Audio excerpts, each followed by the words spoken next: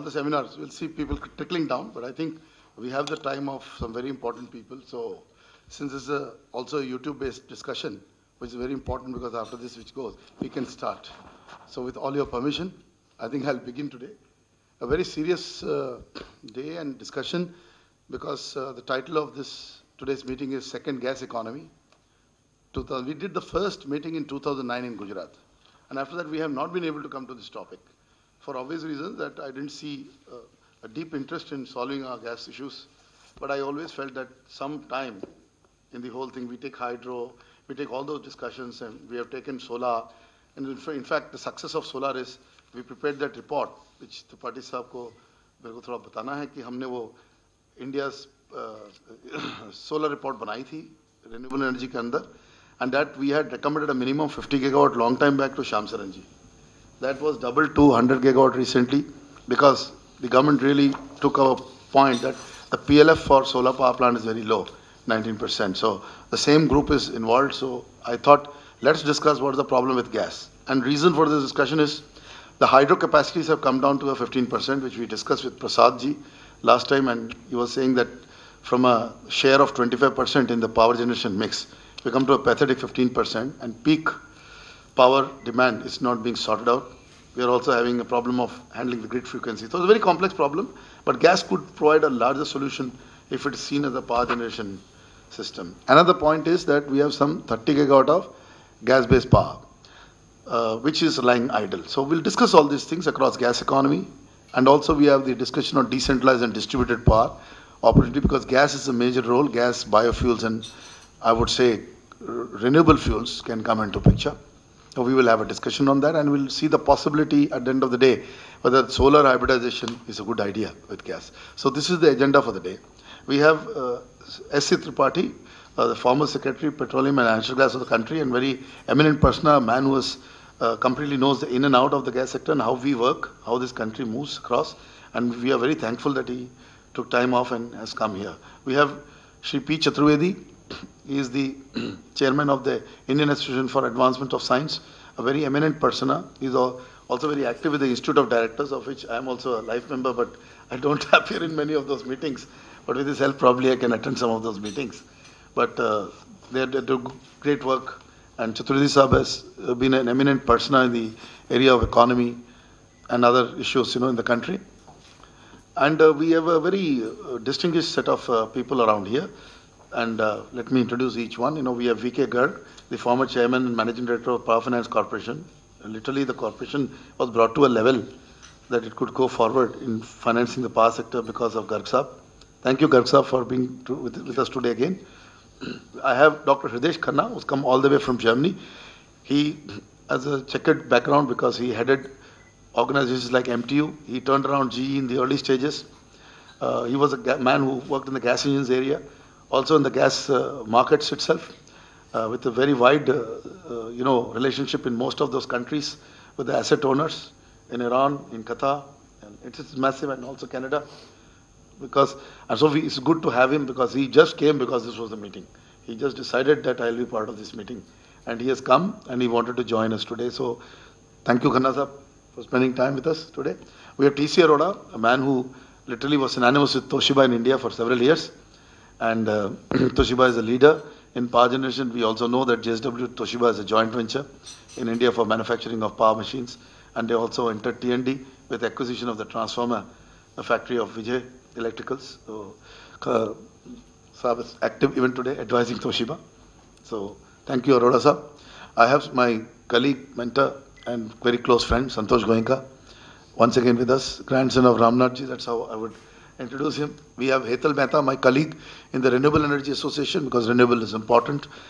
Gas itself is seen as a part renewable by all of us because it brings down most of the carbon reduction is brought down by 77%. And also the capability of combined heat, and also in a decentralized mode, we know combined heat and power, combined cooling heat and power for smaller power plants makes it see carbon reduction or defrayment. So we're very happy to have Hetal once again here. On the other side, we have PVS and Murthy, a man who spent a lot of time with Alstom, with Voith, and all these major machinery makers, and has been in the T&D sector as well as the power sector. and has been through and through with ENERTIA since its birth. So that's his introduction, and he has been in all the discussions that we have done till date. We have Mr. Sagar besides him, who is a media person, runs an internet-based media, and he's been a regular feature in past so many of our meetings, and a very close friend, good friend, and we'll like to work with people like him, for sure. Again, I go to my left. I have S.K. Shukla. S.K. Shukla ji is the former executive director of TERI. In fact, TERI owes a lot to him. In fact, when the Uttarakhand floods came, that we did not have the problem in Delhi. Must be understood that that entire dam actually saved Delhi. So there's a big story, but people criticize a lot. People sometimes worked against the project, but that project is supplying fantastic power, to not only the state but also to the country. So thank you, Shukla Sahab, for being with us. Shukla Sahab also been advisor to IREDA, right? And he's also produced a report along with Murthy ji, I must say, for a small country called Gabon, which is a country report they produced, for hydropower. And we have, hydro is important because gas and hydro will be linked because gas and hydro bring peak power. So today we don't have hydropower, that's why we're discussing how we can bring more gas also to the power sector. We have, besides him, our great friend Ashwini Dhar. Ashwini has been literally I would say the face maker of BHEL, the man who made the image all these years. And I think BHEL missing him badly at this point of time with bad performance. But we have another friend of ours, P.K. Agarwal, who's also spent his lifetime in BHEL. He headed the marketing in BHEL as its ED. And also, for some time, he was with the JP Group, sir, in between, and now is independent consultant. We have R.K. Srivastava, again a BHEL man, who headed the solar for several years and knows a lot about what solar should do in the country. He's advisor to several banks on the solar and hybridization, and including rooftops, right, sir? Am I right? And absolutely, even large projects, yeah. We have another stalwart from BHEL entering, ex-stalwart, Bhamani Sahab, who joins us right away. Welcome, sir. We have Dolly Basin, who is a young entrepreneur, women entrepreneur. She runs her own company, an engineer, by own rights. And she works on issues connected with growing women's organization as well. So, but of course, a technically sound person and consultant to a lot of companies, advisor to a lot of people, works in the area of energy efficiency and also energy conservation. We have J.K. Mehta, my old friend from NTPC, literally, then was responsible for the World Energy Council establishing its foot here. Also, the South Asian Forum for Energy Efficiency, he is chairing. And I'm very happy to have him today with us. Of course, so and we're happy to say that this meeting was supported by NTPC, because it suffers maximum with 30 gigawatt of its assets, literally lying idle, producing power. And so may I request our chief guest, S.C. Tripathi Sahab, to come over. We'll have to do a little bit of a roundabout to light the lamps, sir.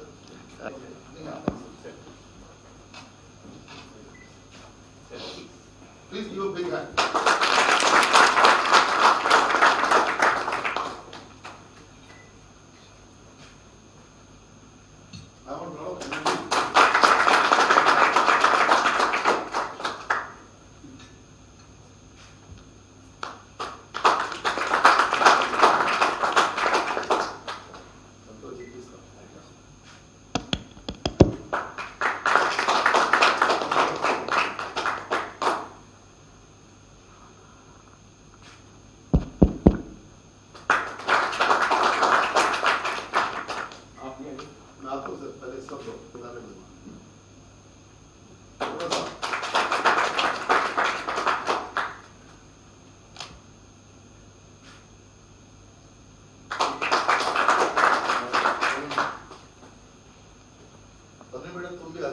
You must also write.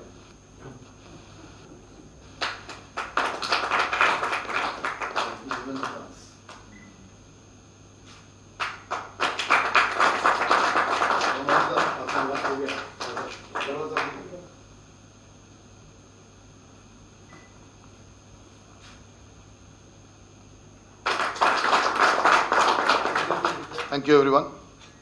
We declare this open, the discussions. So, first I begin with a little bit of an information, The whole idea today is that when we do not have the peaking power, the power sector's only option to get peaking power is from gas. And one of the figures that has come today, when we were researching last few days, was our minister was saying that we have reached the highest production. So just 2 days back, I've challenged that issue. The highest production did not happen because the 22 gigawatt from where on earth it appeared, I don't know. Because on 20 had a capacity of some 11 gigawatt addition. And suddenly it became in March, the 10 gigawatt. I questioned, how this has come. So CA had no answer because we do not have a chairman for CA, we don't have member hydro, we don't have member thermal. There's only one member planning. And it was not loaded, no information was loaded on CA until I pointed out to them, I want this information. So April information was loaded, revised. March was loaded, revised, which is not there. And somehow February is missing, which I got. It was very funny through Wikipedia, because there was a report which was prepared, which comes out from the power sector, from CA, which is like a benchmark of what happened. So that February 20th report says we have 261 gigawatts. So I'll go by that report. Then all this stuff that is going on. And to be very frank, we only had 11 gigawatt last year, which was much below what happened in PK Sinha's time, because PK Sinha, when there was a hiatus in between where I think the ex-minister was not able to give time to the ministry because he had gone to his constituency, he produced the highest when it was no interference with the IS officer. 25 gigawatt we produced and we gave him an award last year for the best officers which we have. DJ Pandian has won that award. So this, I want the parties to know that we have rewarded IS officers in the country who performed. We had also Aman Singh receiving it last year. So a plethora of people who are IS officers, non-IS also, like SK Shukla of CREDA, Chhattisgarh has got that award. So I mean to say, a very credible award with the jury, the ENERTIA awards, has been given to these people because they performed. And the same gentleman is there. He's still the Secretary Power. I interviewed him about 4-5 months back. That time I asked him, so there is a denial of access shortfall of 100 gigawatt. He agreed to that. That interview is live on you can go to the ENFA2 and see. So there is one position called the denial of access. Because you need to drive the economy. So you should be at 360 or 400 gigawatt. You are not there. Another thing is you are only operating 150 gigawatt. This was finally Z Business had a program and I was literally stunned that nobody was allowed to talk and somebody started attacking me and saying ki tum kisi is government ke stu jo us government ke, and that bad result came. It was the great Salman Soz who went on in that interview. But what happened is, what we were trying to say is the offtake is not there. So that day the center blamed the states blamed the center. That was the scene, but that is a normal situation. But what is the reality? The reality is this country has got a new idea called the grid code, which we have discussed in our past forum. So I think for the mention of Chaturvedi Sahab and Tripathi Sahab, this must come forward. The new grid code wants you to operate in a frequency band of 49.5 hertz to 50.05 hertz. What this means is the country's capability to be in that grid code to draw the power is seen as a part that the grid will not fail. That is why we got this new grid code. The whole idea was that. But actually we never drawn at that point. Earlier the drawings have happened at lower capability or lower frequencies. Now what has happened with this grid code is, which says that you are at par with the world because we have a unified grid, is that when you go at 49.5 hertz, you draw power roughly at 8 to 9 rupees as a utility. And then you go further down, you will get 16 rupees. So it is like geometric progression. So what you will do, you will not purchase the power. You are reeling under a loss of 5 lakh crores accumulated for the discounts, which parties have said some time back that the distribution reforms are important, which have literally failed actually in this country after so many years of APDRPs. But what is happening? They will not purchase power and they will deny. I tell you, I am in a suburb which actually according to paperwork, it says that Mumbai receives power. I am in the Mumbai metropolitan region. At Thana, I get every day 2 to 3 hours of power cut scheduled. Now, plus I regularly get unscheduled power cuts which are not explained. So the fares in the country is open, okay, which happens in, of course, in Noida, in every place in NCR also it happens. Even within Delhi also we get power cuts many times. So the crisis has come to a stage where we are tackling too many issues. And it cannot be sorted out. There are sometimes simple solutions to crisis. If we had hydro capability, we would have been able to do something. But we know hydro will not come. It takes a long time. There are a lot of restriction to hydro. And all these projects are taking sometimes 7 years, 10 years, and 17 years also. to come up. So what is the option? The only other peaking system is gas. It can come on the grid, and most of our combined cycle power plants are capable of delivering that. But there is a denial of access to gas. For pricing will come later. Because in a pooled pricing, when I discuss with NTPC and others, they say the marginal increase of cost is there because there are depreciated assets of coal, and basically absorption is not a problem. The gas must be available. Gas availability is a question, but whether it's not available in international market, that we'll discuss today. So we come to a absolute square one that now we need to pump gas to keep the frequency up. So that the DISCOMs can draw this. What I'm coming to is that DISCOMs can only draw power in the current grid code if the frequency is maintained in the 49.5 hertz to this band, while the consumers will keep drawing with indiscipline, not with discipline. You can't call a chief minister of UP and tell him, "Bhaiya, tum abhi draw mat karo." Overdraw to hone hi wala hai. So this keeps happening, and we have seen the grid tripping in 2012 in that situation. So this is the scene today. So before I start, I want to give something to both of our guests, and that is, may I request Santosh to give these books, sir? Sir. I want some energy in the crowd. Santoshji, for Chaturvedi sir, because they did not receive this book in the past. Right. The idea of denial of access, sir, is in that book. Was only from the point of view of electricity at this point of time, but I am saying it is throughout. Denial of access of everything to this country. Like I interviewed the NTPC chairman. We have the PSC journal which carried that interview again. And he said 40 billion units of electricity they had to back down literally last year. Only because there was no taker. For obviously these complex reasons. Right, because the DISCOMs were not in a position to draw at low frequency. And they could not pay that power. It's not that demand was not there. Demand was there. So what is happening? One is the curtailment of demand by virtue of such bottlenecks which we have created. The exchange itself suffers because the energy exchange, the one exchange we have and the other one is the power exchange, have not been, and it's very funny, the power available in the exchange is very cheap. I have seen the time of day tariffs, they are on 3 rupees 50 paisa, and 4 rupees below that. It's not that costly power to nahi hai, matlab jo baat ho rahi hai ki badi costly power hai, to aisa bhi nahi hai. And exchange transaction is only come to about 4% of the total capacity of power that we inject into the system. So all of these will give an indication that there's something seriously wrong with our management, and coordination effort. So this is the background. I was just seeing some gas-related figures. See, the global gas reserves, known ones, are about 187 trillion cubic meters at this point of time.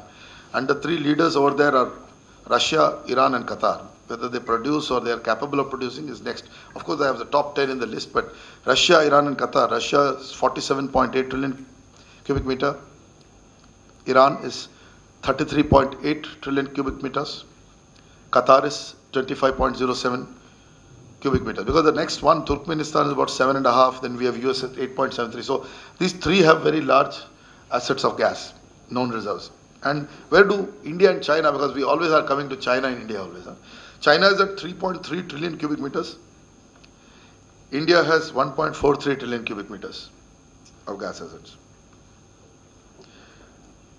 Then, who is the largest commercial producer in the scene of gas and petroleum production in the world? It is United States of America. That's the scene. And US has roughly 8.73 cubic meters, and they are yet the highest producers of gas and petroleum products in the world. In 2014, they increased their production by 13.9 billion cubic feet over a period of 5 years kind of increase. That is 2008 to 2014 we have compared. That's the kind of production increase that they did. And the petroleum production increase during this period, that is 1 year, this is 2013, 2014 for US, was 3 quadrillion British thermal units, or 1.6 billion barrels equivalent per day of oil. There are some very interesting figures that are coming. And what is happening over the 5 years increase, in these last 5 years, what has happened? US has increased its capacity by, for natural gas production, now I am coming to, is 5 quadrillion British thermal units, or 13.9 billion cubic feet per day. Saudi was 4, Russia 3. So that they are the ones who are ramping up, And we also know the issue of US shale gas supposed to arrive at 2016-17, and it is almost whatever I have come to know through Khanna Sahab and others, and also talked to a lot of these gas owners. It is that US is attempting to do a strategic build-up where they will produce a $1 gas in their own country, and they want to give to countries like India $2 per MMBTU. So that's the kind of situation that we are going to arrive at in terms of pricing. So our own gas pricing, which is right now, I think, sir, it's 5.17, sir, a little bit more. So the question will be that whether we will be able to take out this gas or will be able to sell at that point of time. These questions arise also today.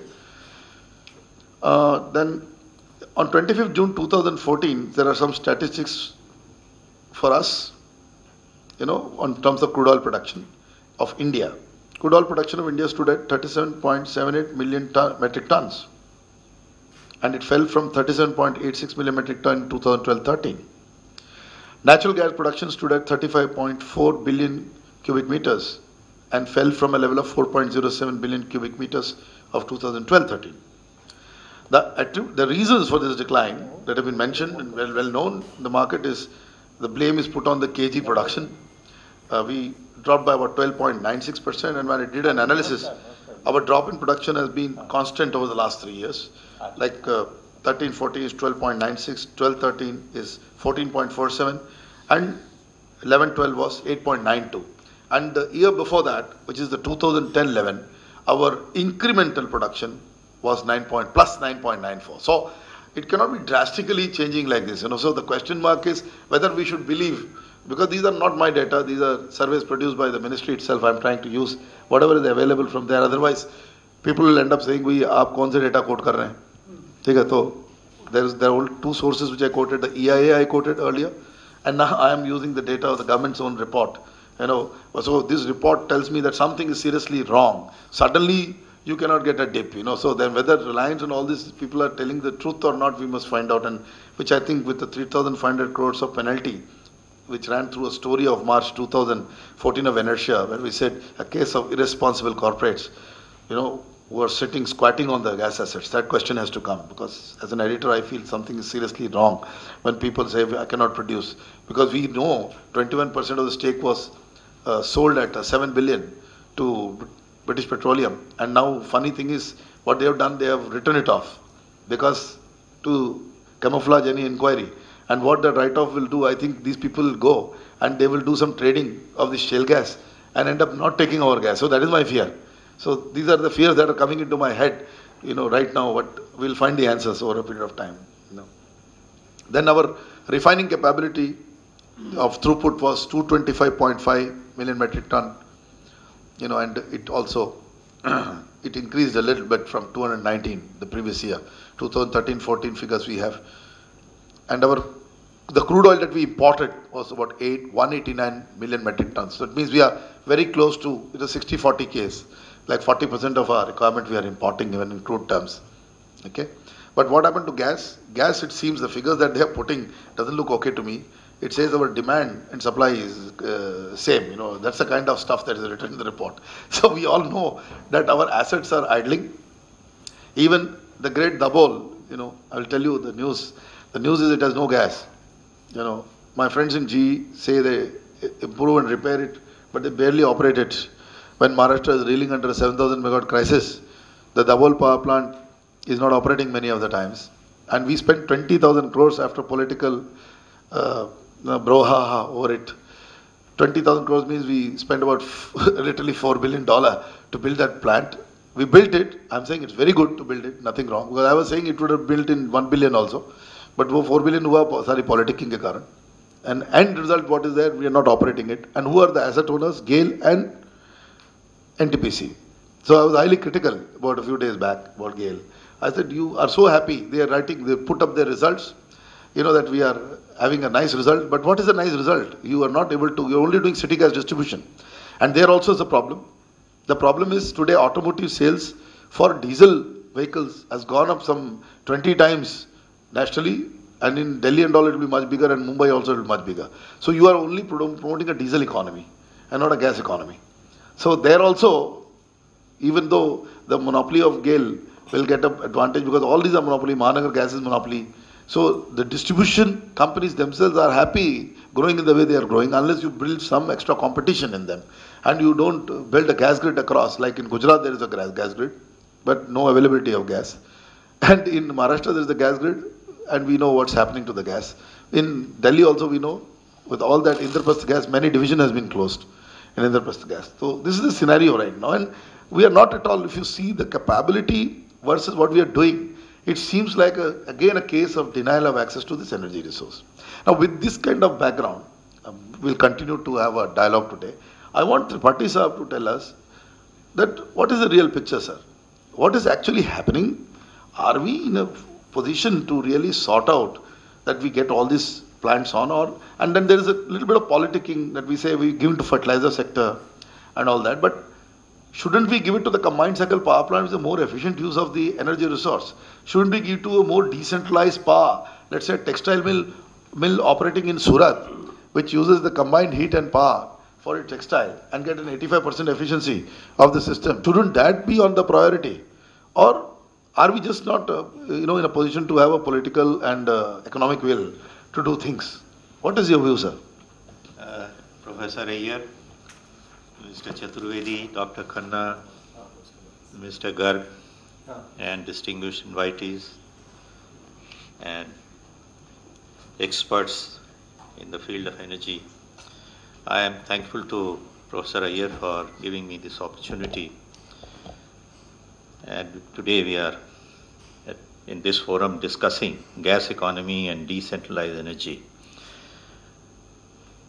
Professor Iyer has given a detailed presentation of the agenda before us, and he has marshaled a great deal of statistics.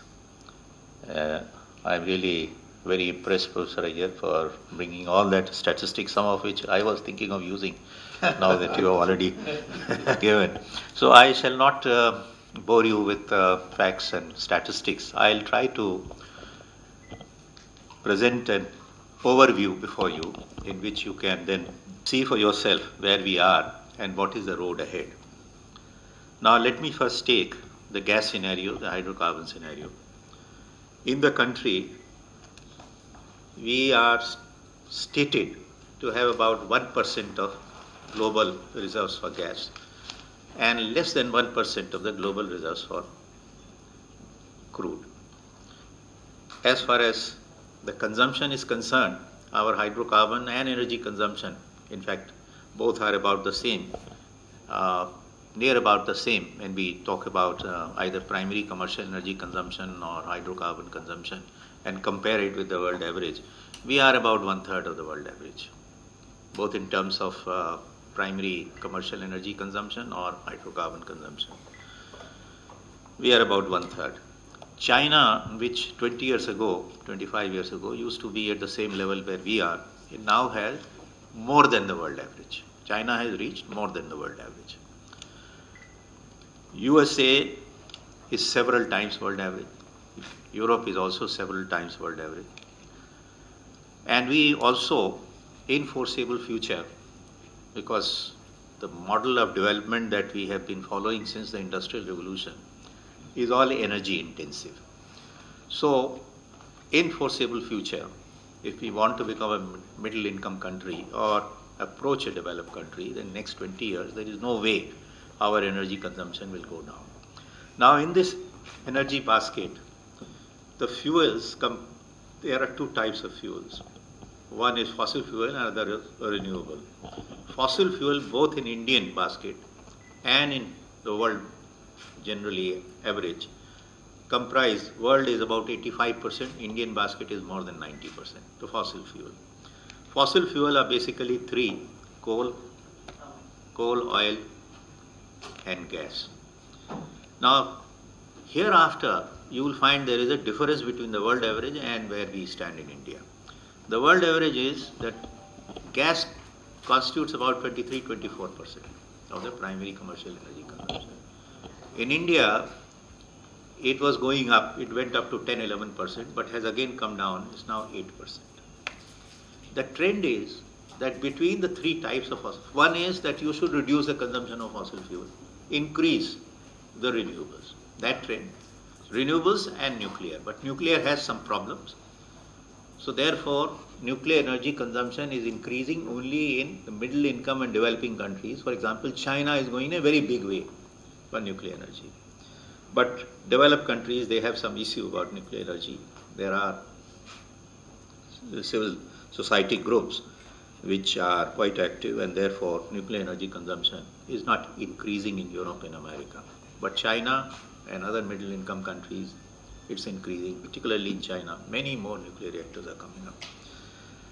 Hydro, in the renewables, hydro is the principal renewable.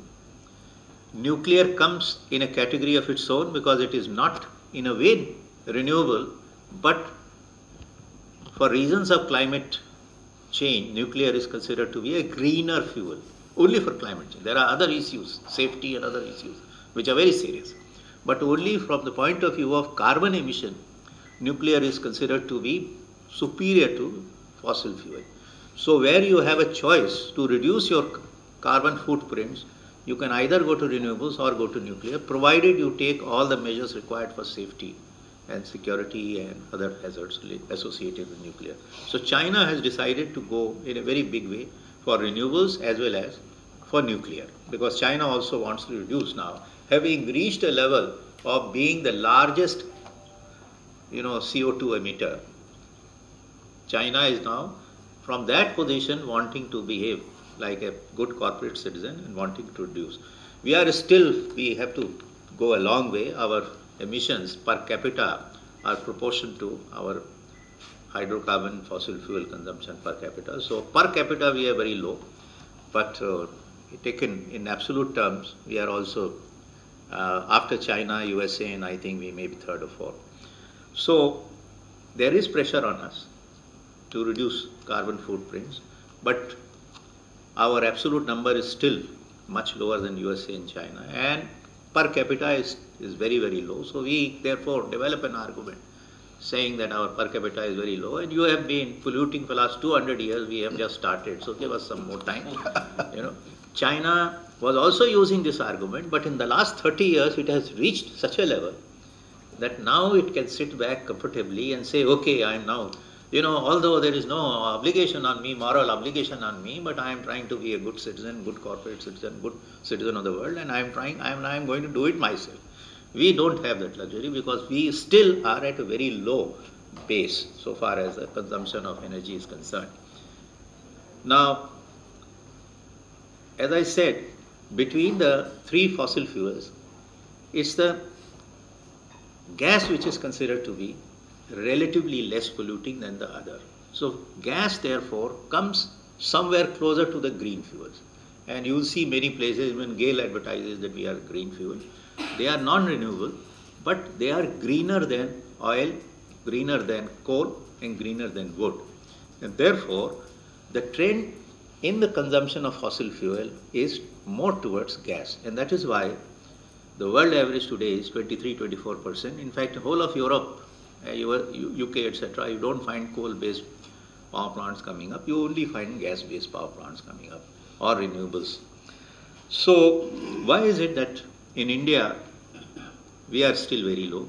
And the trend has to be more gas. In India also, between gas and oil, there is the endowment, the geological availability of gas is more than oil. World over also, gas is almost as much as oil or little more, but it is better dispersed than oil. Oil is concentrated in Middle East. Gas, as you saw, there are only two Middle East, but there is a very large gas deposit in Russia. And there are gas in other areas other than Middle East also. Australia has gas, Canada has gas, US has gas. So it is more dispersed than oil is. So therefore, the availability of gas should also be more comfortable than the availability of oil. We are already importing about 78% of our oil, but we are not able to import more gas. Sometimes when we have had better chance of importing, it came to about 30%. So normally, if we are importing 78% oil, we should also be importing 60-70% gas, if not more. And if the trend is towards more gas, we should be importing more gas. The oil and gas balance, if we maintain, then at least we should be importing more gas than oil. Now, the problem in gas is that it is not so easily transportable as oil is. So there are only two ways to import gas. One is via pipeline, other is via liquefied water. Now 10 years ago, we were working very hard in importing gas through pipeline mode. Though we are not so well endowed in terms of gas, our neighbors are, both to the east and to the west. To the west, we have Qatar and Iran, who are among the first three as far as the gas reserves are concerned. Oman also has gas. To the east, we have Bangladesh and Myanmar. They are not so rich, but their own consumption levels are not high, so at the moment, they are in a position to supply gas to us. Unfortunately, in Myanmar, although we ourselves have our companies which are in the exploration and producing gas, their gas also we could not get, and that gas is going to China. Both ONGC and GAIL, they have blocks, they have shares in the blocks, but their share of gas is also going to China. So in a way, we have become victim of the geopolitics, and I consider that our diplomatic success is not in the event management, is in assuring a sustained long-term supply of vital resource where we are handicapped and we have scarcity and it is necessary for our development, which is gas. If we are able to secure gas either from Qatar or from Iran or from Turkmenistan, which is to our west, or from Bangladesh or from Myanmar, which is to our east, on a long-term sustained basis, that would be the success of our diplomacy, because it is the geopolitics which comes in the way. It is not commercial considerations, not technology. In fact, technology is available even for subsea pipeline.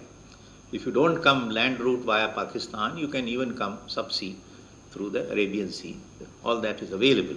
But it's the geopolitics and the nervousness of our security apparatus that is preventing us from going ahead and working out commercial solutions, techno-commercial solutions for this. These are long-term solutions. There is no escape. There have been many pressures to leave these things. I remember the representatives of US government used to come and meet me, and I used to put the question back to them that why are you buying from Venezuela? Why are you buying from other countries? I don't decide which government runs this country, and I can't choose my neighbors. So they used to say, yes, when I told them, I said, what would you have done if you were in my position? They used to tell me they would have done the same as I was doing. But whatever is the situation, we have to, over a period of time, solve these problems, get gas by pipeline, because large quantities can come by pipeline on a long-term basis. If Russia has been supplying gas to Western Europe at the height of Cold War, when Western Europe, American missiles were pointing at Russia every day, they were practicing how to hit Russian towns, and Russian missiles every day were pointing at Western Europe and also doing their maneuvers how to hit Western Europe. The gas supplies are going on. So I don't see it to be something which is unsurmountable, but it requires courage, vision, and of course there will be give and take in international relations, commercial considerations. The other is through LNG route. Now, LNG, we were among the first to take Qatar, LNG. Qatar, you see, Qatar and Iran, they have almost overlapping, or you can say a common gas pool. It is overlapping. And some people say that Qatar fellows, because Iran are not so smart, Qatar fellows are also dipping into Iran reserves and taking their gas.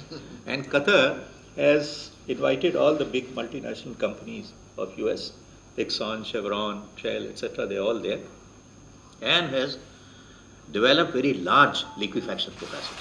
We were among the first to take from Qatar. But at that time, we were not sure about the consumption. And in fact, the four companies that set up PLL, the fifth was NTPC, which left the group. Because NTPC at that time thought that it was difficult to sell power based on supply of gas. So at least the four companies, they joined hands and they formed PLL, and PLL did pioneering work in bringing LNG, 7.5 million tons there at in Gujarat, their LNG terminal, Dahej, and then they set up Kochi. The funny thing is in Kochi, they are able to get LNG, they can gasify all that, but the pipeline through Tamil Nadu is not being allowed by Tamil Nadu government. So we have strange phenomena that Tamil Nadu government is not allowing the right of way, although the pipeline will go underground, but even that is not being allowed. So they are not able to bring that gas to the consumption points of Bangalore and near about. And this problem has still not been sorted out. I hope somebody can put pressure on the Tamil Nadu government to allow this. And Kochi terminal can expand capacity. Now many more terminals are being thought of, because that is one way you can avoid geopolitical risks by bringing liquefied gas. And you can also hedge against the prices by having a mix of long-term agreement and spot prices. When the long-term agreement for the Dahej terminal from Qatar was at very good rates, the spot prices were high.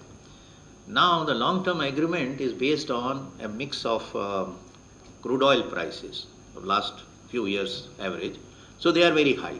Spot prices have come down, and therefore a good mix would be have both spot as well as long-term.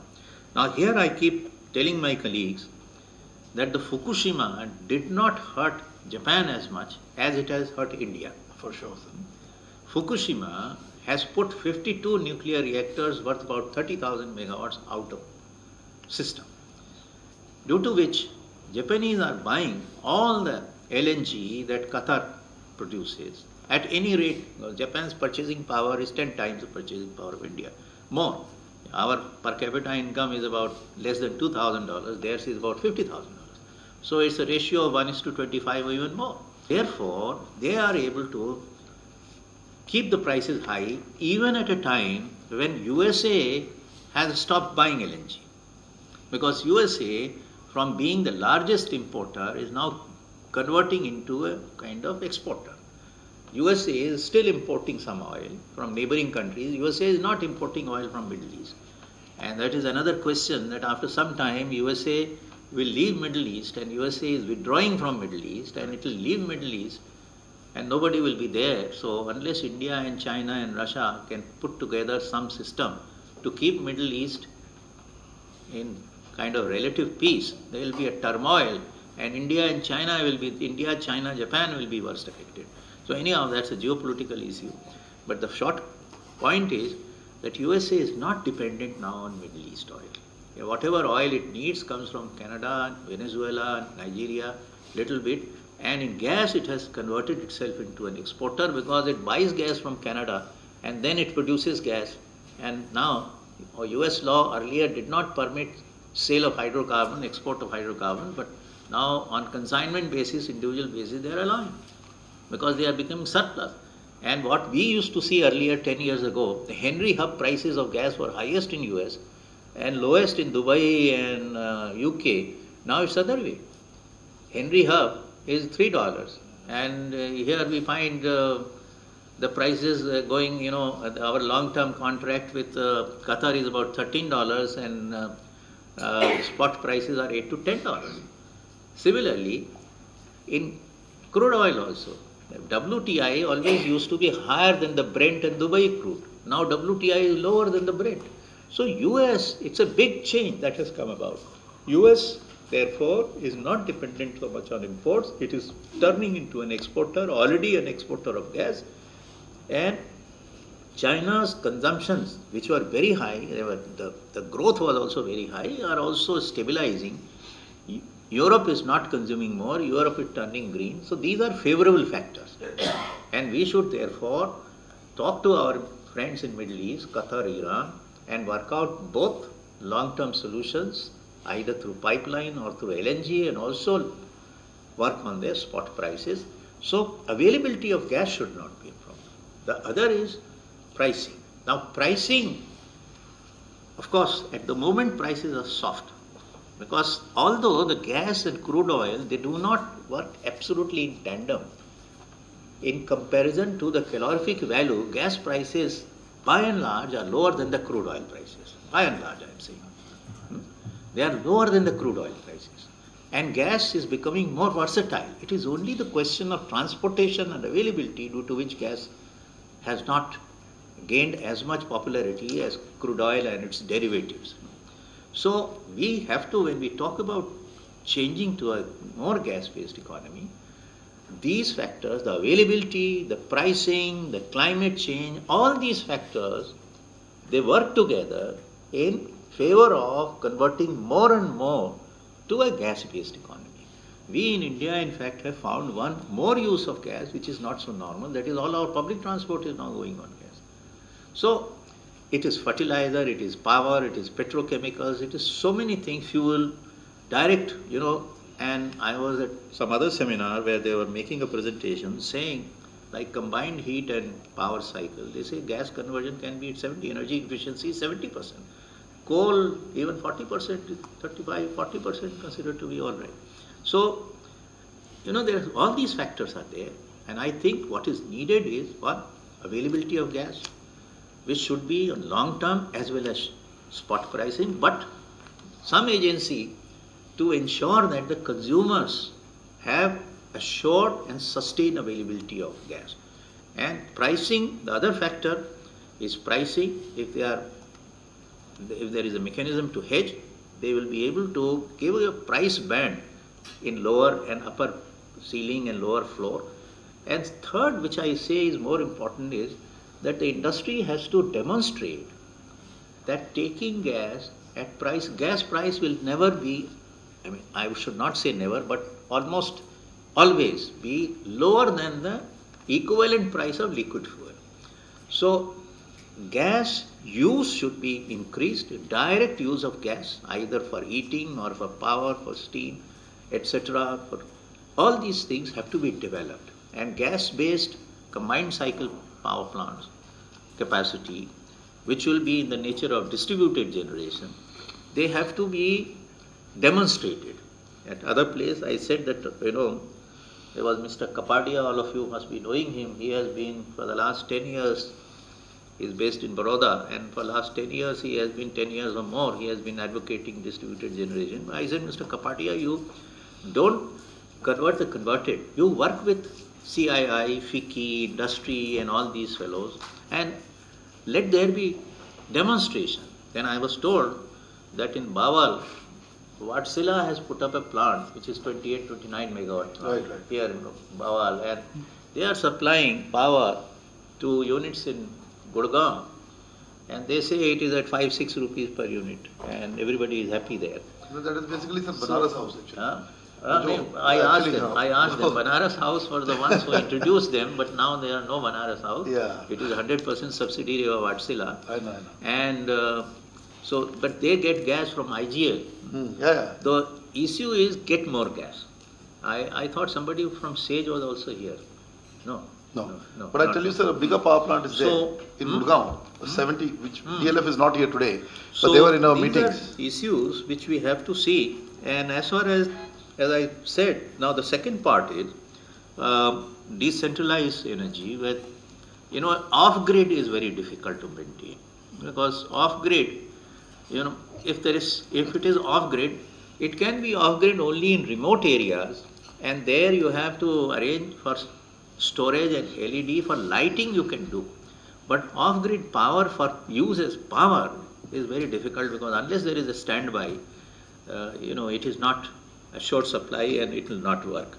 So you have to, both the gas-based combined cycle power plants of medium size and renewable, they have something in common, that the big power companies do not like these small generating units enough to be associated with them. They think that these are nuisance for them. Therefore, all the tariff, the systems, everything are such as not to encourage them. At the moment, there is a government which is very favorably disposed towards renewable. So I think that the gas people, the gas generating people, the power generating people from gas, they have to work together with the renewables, whether it is solar or wind, because here to deal with power companies, and work out a system of distributed generation and its linkage with the grid, which is favorable, will have to be done together when they are together. Now, last word, you mentioned about power system. I don't want to take your time. I've already spoken too long, but it is something that I would like to say here. Right, sir. In 1991-92, I was in Japan. I was there from 89 to 92, and I had some role in the economic reforms. So both Mr. Manmohan Singh and then Narasimha Rao visited Japan. When Mr. Narasimha Rao visited Japan, the whole power team came with him. And power reforms were a big thing at that time. Mr. Rajgopal, who was Secretary Power, he came, and apart from economic reforms, because Manmohan Singh had already explained economic reforms, what they were offering was power. Now it has been opened up, and all of you come and set up power generating units. So Japanese people, are very polite and conservative. They don't like to ask questions if there is a daijin and a big man. Because like Asian societies, asking a big man question sometimes considered impolite. You just hear, smile, go away. So they asked me why these people are not asking questions. So I said, please ask questions. After all, the Prime Minister is here to listen to you. And Mr. Rajgopal made a fantastic presentation. We'll give you 16% post-tax return, this, that, etc. You set up this power plant. So after much, persuasion, then some of them they said, Your Excellency, very good. We wish you all success. We are very happy. India has now embarked on path of reforms, economic reforms, and we wish you great success. You do very well. This. We have a small doubt. They said, what is the doubt? Excellency, this is very well, post-tax percent, and this is very attractive, etc. But how will we get our money back? He said, what do you mean? He said, Excellency, your power companies don't give money to Coal India, to BHEL, to railways, to anybody. So how will we? No, we'll give you government guarantee. Excellency, we don't do business based on that. We don't go to court to ask for guarantee. So once we see that they are good and they are able to give money to your own company, then only they will give to us. Why will they give to us if they can't give to your own public sector companies? So that is the story. Unless you improve distribution, the money flows from there. And once the money starts flowing, then everything will come into place. So unless we can do something about distribution, we will continue to have this story about power. And it is more than 20 years when we started. So thank you once again for giving me the opportunity. Right, sir. Sir, I just want to know, when you have given such a wonderful insight into what is the real situation, what is the global situation of the gas purchase scenario. Like one point I wanted to make is we had, in fact, we had faced this, Hetal also knows, I think, Khanna Sahab also, that there was a interest from Oman, for an underwater, subwater sea pipeline to India, sir, which you probably... I asked SAGE because there is one company headed by Mr. Subodh Jain. They have been working on this. Earlier, Government of India had commissioned a project which was in mid-90s, 96, 97. At that time, Oman, gas from Oman, and also here, in this thing, in Dabhol, the gas was to come from Oman. LNG was to come from Oman. But now Oman doesn't have so much of gas. So Oman doesn't have so much of gas. They have their own, I forget the name, they have their own pipeline within the network system. Yeah. So basically, you can get gas either from Iran or from Qatar. These are the ones which have large deposits of gas. Okay. Qatar's gas is by and large getting liquefied. They have created capacity of about 77 million tons per annum of liquefaction. So they are not keen to supply you gas other than liquefied gas. They will not give you gas to transport through pipeline because it will compete with their own facility which they have developed. It is very expensive, capital intensive facility which they have created, a wonderful facility that they have created. LNG was earlier, GE, I think I heard the name of GE. So GE had the monopoly, then this French people, they also developed LNG capacity. But large LNG plants, still GE has the monopoly.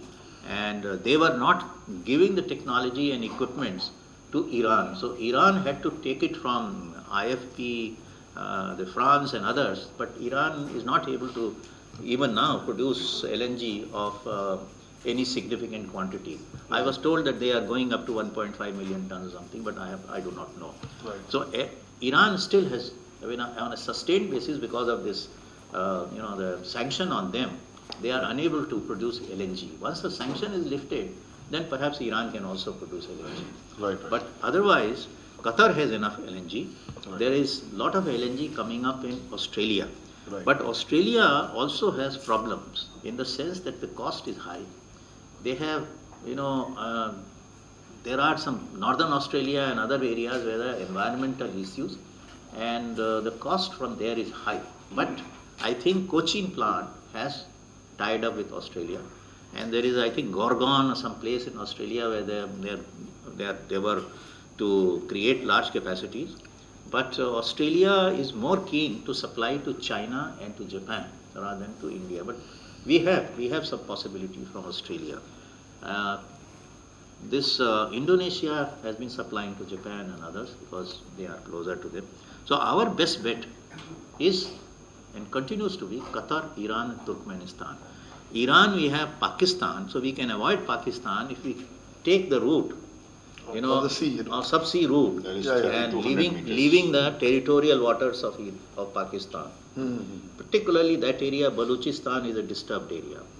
And the Turkmenistan pipeline used to be supported by the Americans because Americans wanted these Central Asian countries to become independent of Russia and have their own system. That's right. So ADB has been pursuing, and in fact when Najib Jung used to work for ADB, he came to me several times and said, let us proceed on this.